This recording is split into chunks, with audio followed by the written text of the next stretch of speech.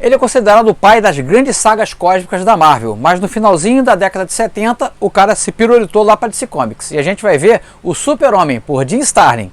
Comigo com detalhes depois da vinheta.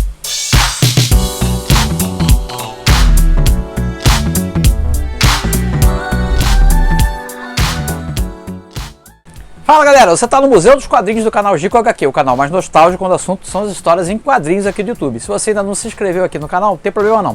Dá um pausa aí, clica aqui em inscrever e aciona o sininho. Aí você não vai perder mais nenhum vídeo aqui no canal. Tem pelo menos 3 vídeos novos toda semana.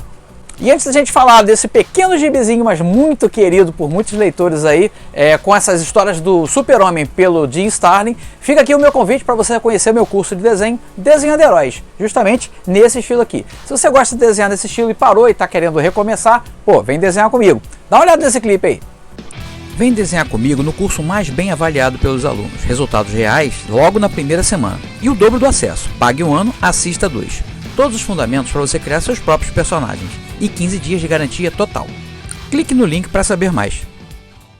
Esses são desenhos feitos por alunos que estão já cursando lá o Desenhando Heróis. Se você quer fazer parte do grupo, ó, aqui na descrição desse vídeo tem um link, basta você clicar, dá um pulinho lá, tá tudo muito bem explicadinho e se ficar com alguma dúvida é só falar comigo, valeu? Tô te esperando, vamos desenhar juntos.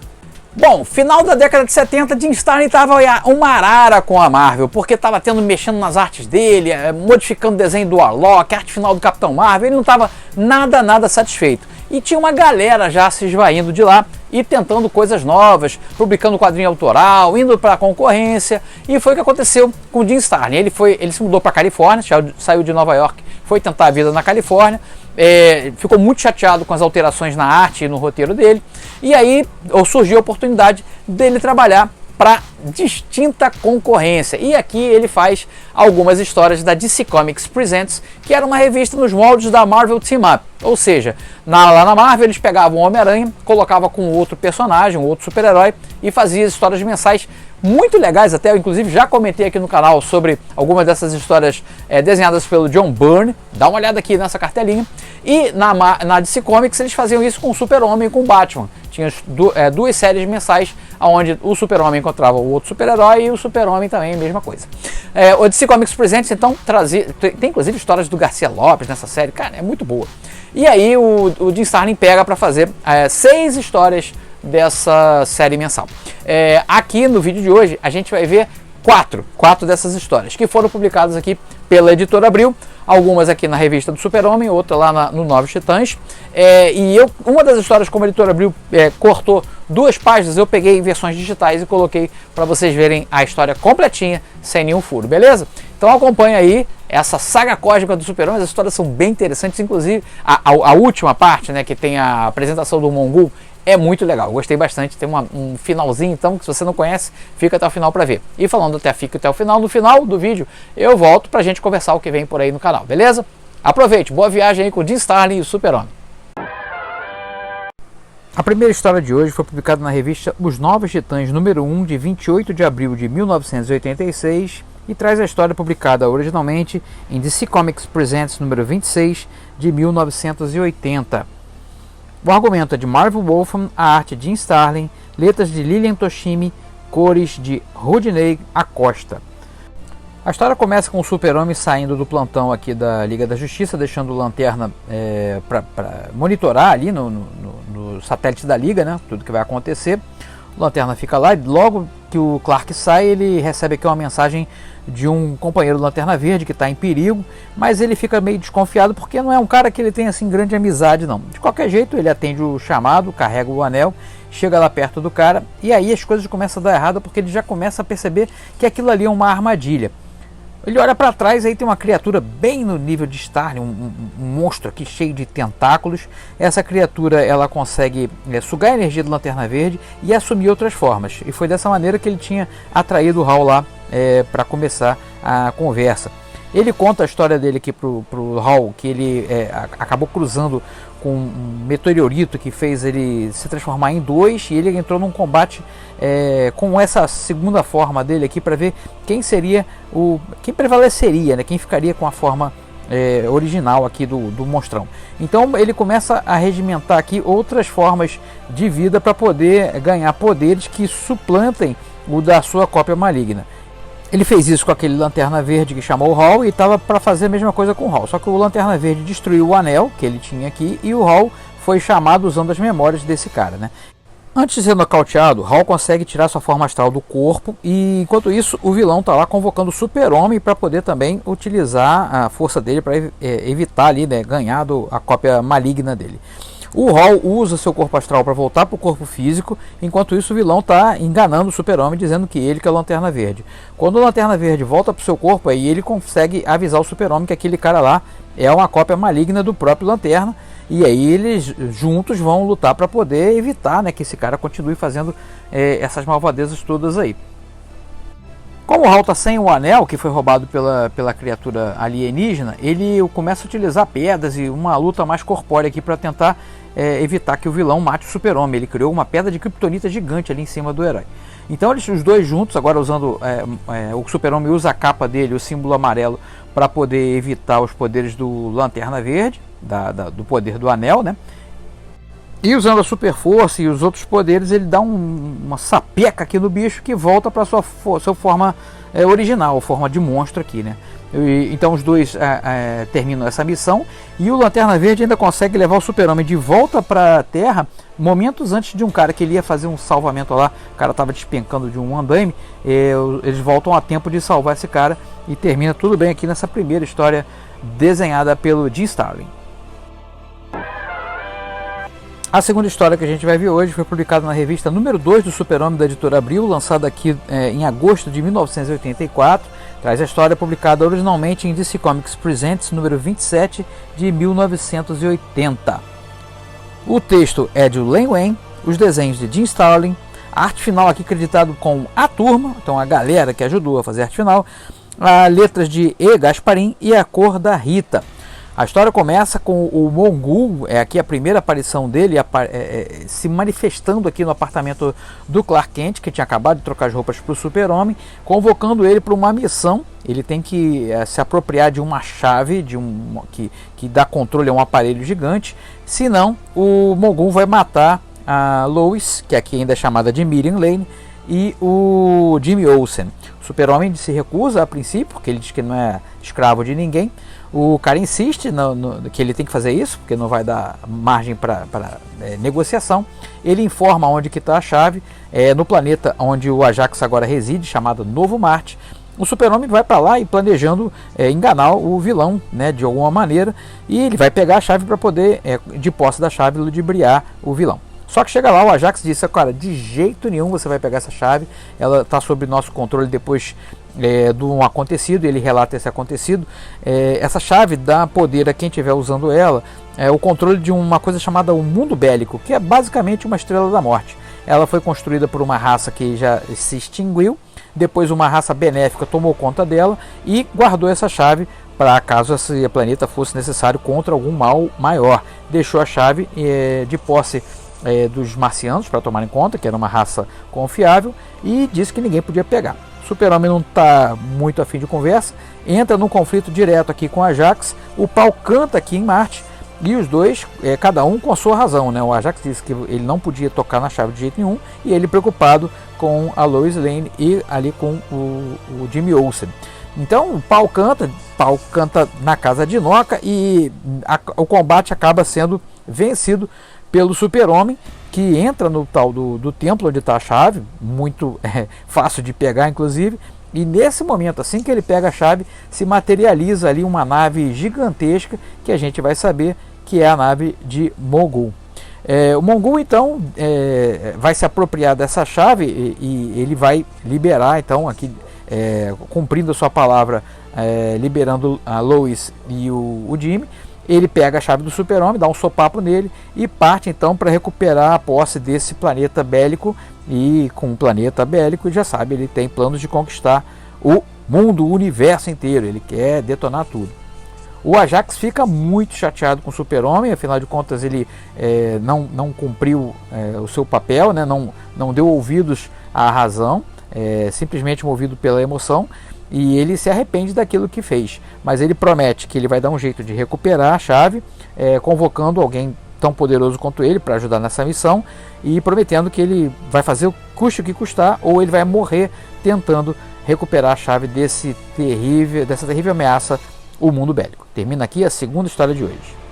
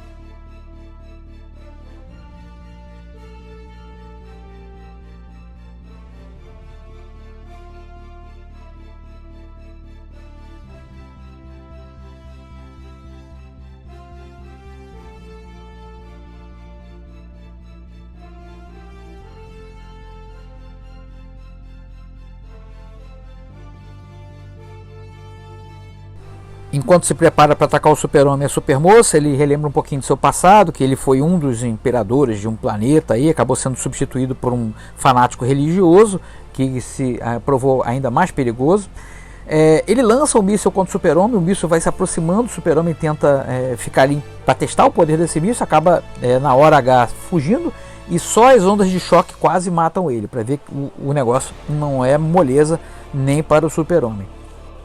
Mas aí, observando a superfície do mundo bélico, o Super-Homem tem uma ideia. Ele nota que os caras que tomavam conta desse mundo anteriormente, os criadores, acabaram sendo enterrados um a um, e só sobrou um último. Então ele, com isso, acaba concluindo que o que matava essas pessoas, que eram enterradas pelas próximas, era o uso desse capacete de comando, acabava detonando o cérebro deles, e é a mesma coisa que acontece com o Mongul. Eles começam a forçar o Mongul a usar as armas, e isso acaba detonando o cérebro dele, ele desmaia ali.